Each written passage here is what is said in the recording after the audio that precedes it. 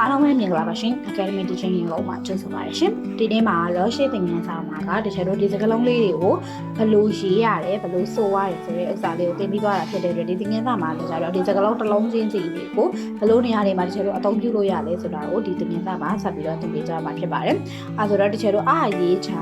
အာနော်အာရေးချာအာဆိုလို့ရှိရင်တချို့တို့ကအင်္ဂလိပ်လိုဆိုလို့ရှိရင်အာစကားလုံးကိုအာနော်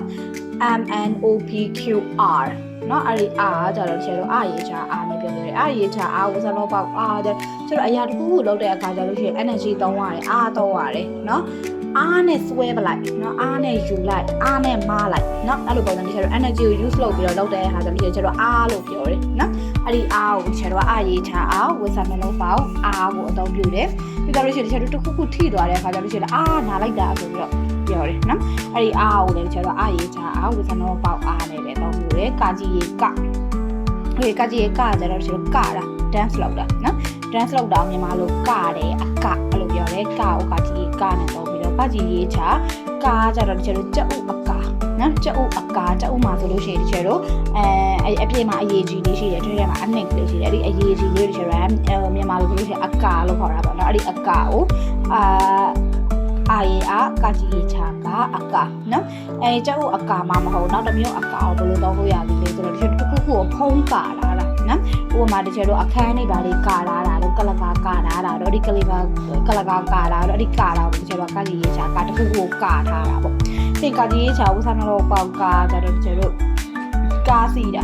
ကာနော်ကာကြီးချာကာဝစားတော့ပေါက်ကာကြတော့တချို့တို့ကာစီတဲ့ကာနော်တနေ့ကနေသွားတဲ့ခါတိုင်းကာစီတဲ့ဒီကာကိုတချို့တော့ကာကြီးချာဝစားတော့ပေါက်ကာနဲ့မြန်မာလိုပေါက်လို့ရတယ်နော်ဒါဆိုလို့ရှိရင်တော့တချို့တို့အာနဲ့ကာသုံးဖို့သုံးပြီးသိပြီးဆိုတော့စပြီးတော့တချို့တို့စသွားမယ်စလုံးရေးစကြတော့ကျတော့တခုခုအစပြုပြီးလောက်တာနော်တခုခုကိုစလောက်တာစတဲ့နဲ့စရေးတယ်နောက်လိုပေါင်းတာတခုခုကိုစလောက်တာကိုစလုံးရေးစနေတော့ပြီးတော့စလုံးရေးချစကြတော့ကျတော့စလောက်တယ်နော်စတာတခုခု start လောက်တာစတာကြတော့ကျတော့ကို study လုပ်နေတဲ့စာသင်နေတယ်အဲ့ဒီစာကိုကျတော့စလုံးရေးချစာလို့ပြောပြီးတော့စလုံးရေးချဘူးစာနှလုံးပေါင်းစာကြတော့အစားအသောက်စားတာကျတော့ဥပမာထမင်းစားတယ်နော်ထမင်းစားတယ်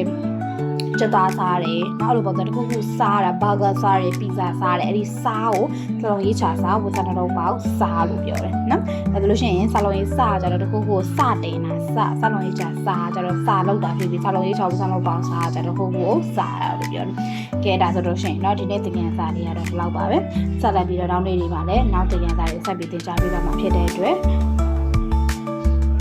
နောက်နေ့တွေမှာလည်းဆက်လက်ကြည့်ရှုဖို့တောင်းဆိုချင်ပါတယ်ရှင်အားလုံးကျေးဇူးတင်ပါတယ်